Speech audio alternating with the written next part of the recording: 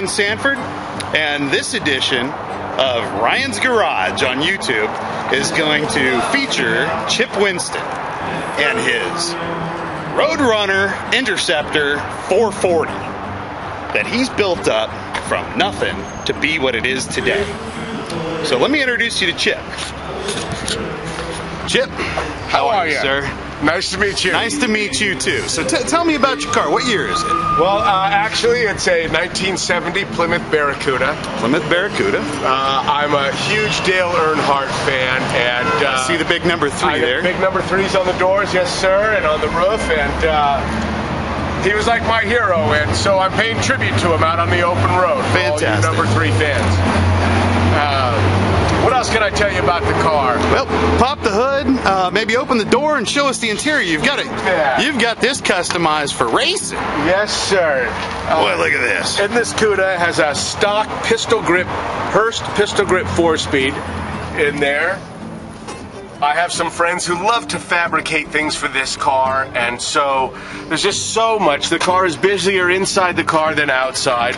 If you can see the oh my god bar there for the passenger, I've got the radar detector, police scanner, wireless internet, a full surgeon's medical kit there, and which might be handy, actually, in your car. Actually, and this car is so Mad Max, Ryan. If I could just show you a couple things without scaring the audience, I've got a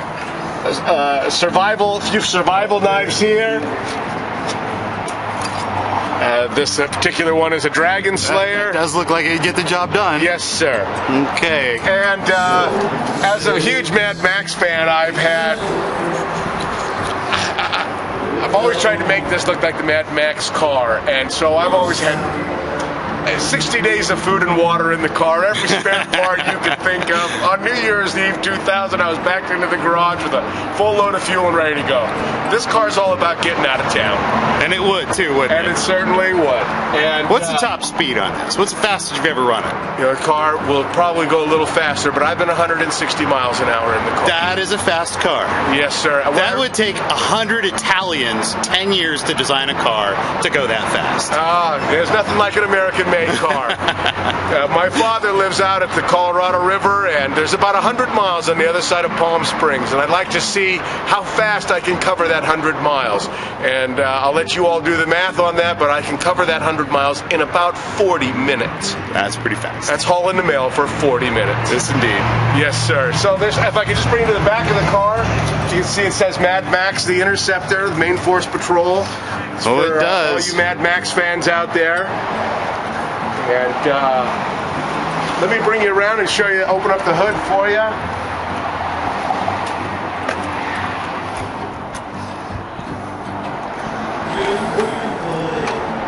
This has a Police Interceptor 440 in it, putting out about 650 horses, completely aspirated, no turbocharger, supercharger, and this motor is so Mad Max. Oh man, it's a little dark. We can't really see the details. That's all right. You got a flashlight in your Mad Max survival kit? That's a good question. I have road flares. You know what? Let's see if I got a lighter in my pocket. Maybe we can illuminate without blowing shit up. Well, I'll tell you what. If you can't hear it, you'll certainly be able. If you can't see it, you'll certainly be able to hear it. Mopar, baby. You look down inside there, you can see that.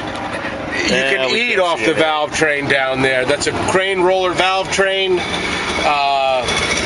Start from the bottom to the top. For all you car buffs out there, let's start from the top to the bottom. That's a Hawley 750 dual feed, dual pump carburetor on there. Mechanical secondaries. Mechanical secondaries. It's an Eldebrock 440 Torquer high-rise manifold. Sweet. Got the valley pan down there beneath it. Anything to help make this engine run cooler. Heat is the engine's worst enemy. Absolutely. Absolutely. I have a crane roller valve train in there, a Mopar purple shaft cam. It's a 509 lift, 292 duration. I have a forged steel pistons, TRW pistons in there. Lightened NASCAR piston rods on a forged steel custom balance crank. The bottom end of this motor is bulletproof. So you're running a big block motor at a 10.5 to 1 compression ratio. And this big block, amazingly, will turn about 6,700 RPM. You could probably set a land speed record pulling a trailer Because right now, what I want you to understand is that the top speed anybody's ever pulled a motorhome, right now, Top Gear did it not too long ago, is 128 miles an hour. If you can beat that on a proved time track, you will have your own entrance to the Guinness Book of World Records. Well, I've got a few other talents, Ryan, that might get me into there besides hooking up a trailer in the back of the 7.3 car. And you'd have to mount a trailer hitch, and you probably don't want to do that. Who's going to pay for that? I don't know. Right. Guinness. Can I start it up for you real fast? Absolutely. So everybody on YouTube can hear it. If we didn't hear this up for me. Absolutely.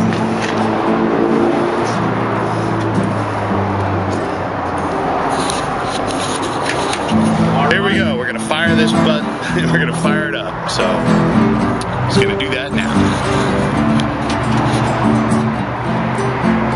Contact.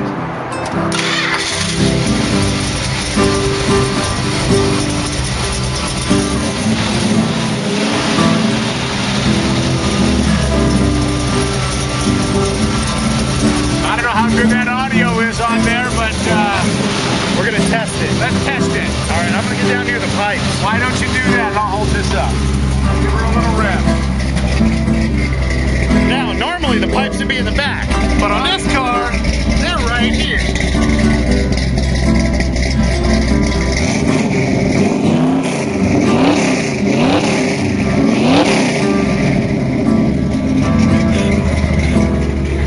Well, I think we've blown out some eardrums, Rod. Well, I hope everybody's enjoyed it. I had this car 24 years. It's the only car I ever wanted in my whole life. It was a 1970 Plymouth Barracuda. And I'm living my dream every day representing our hero, the number 3 car, Dale Earnhardt. So God bless you. God bless America. All right, well, fantastic. Yeah, it was nice meeting you. You too, Ryan. And, what a pleasure, sir. And just stumbling into you out here in La Habra. It was a fantastic day. The pleasure was all mine. All right. All right.